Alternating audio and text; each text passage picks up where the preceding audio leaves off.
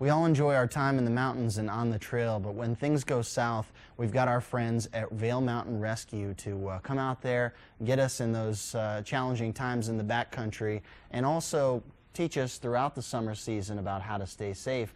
And our friend Dan Smith is here this morning to share some stories from the trail, from your missions, and maybe some tips about when you get in a pinch, how you should be dealing with that out on the trail or in the river or wherever it may be. Well, teaching can sometimes be a bit grandiose. As we say, there's 25 ways to rig any job. Stay away from the 3 that'll kill you. The other 22 are just style points, and we'll talk about them afterwards. We had a busy Swiftwater week. We had 2 Swiftwater missions and 1 missing hiker. The missing hiker popped out all on his own, which is exactly the way we like it. Perfect. There's absolutely nothing wrong with, I think it was a male, and the guy's wife or girlfriend called in that he was overdue, exactly what she's supposed to do. We geared up, started to go, and he popped out, which is exactly what he's supposed to do. Don't call us often, but call us early. Sure. When somebody's missing, call us so we can get started moving.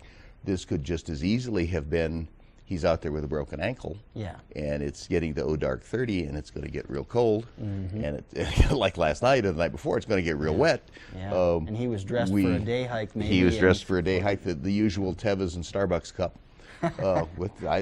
Don't laugh. I've seen that more times than I care to count. Oh my gosh! But the 2 Swiftwaters were both were boats. One was a fishing boat with 4 people in it. Got stuck on a rock in the center of the river. The guy that owned the boat remembered the old school solution, which is deflate one end of the boat. Hopefully the river and the flotation of the other will unwrap it from the rock.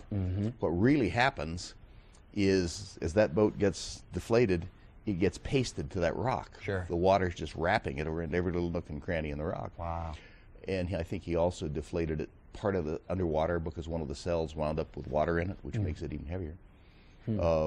We had to do quite a bit of rigging and eventually use the winch on our truck after we'd rigged it to the boat, so we weren't pulling D-rings and handles off the boat, just ripping them off, and gave it a little bit of touch on the winch, just enough to let the water get at the floated end, and then it broke loose.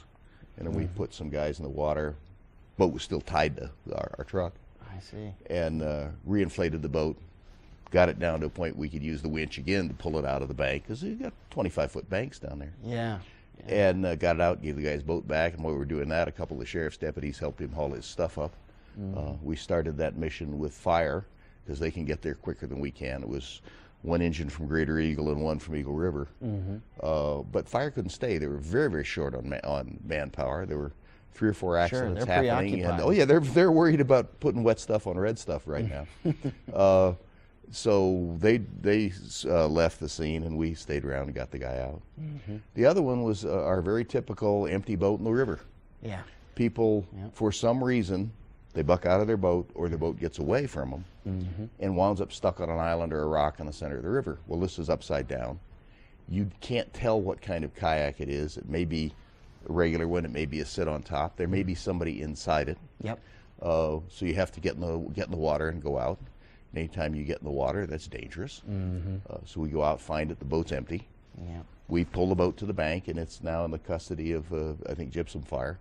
And at the end of the season, all these abandoned boats, and there's usually 3 or 4, wind up needing a chainsaw because they're not very good boats. You know, you don't abandon a $1,500 kayak, but you do abandon a $150 one if you're rather disgusted with yourself. Well, we can only hope that the owner calls in and reports that he's safe and sound, and that it's all well and good. Dan, we'll be back in just a moment here with more information on how to stay safe and what to do when you're in a pinch out there on the trail.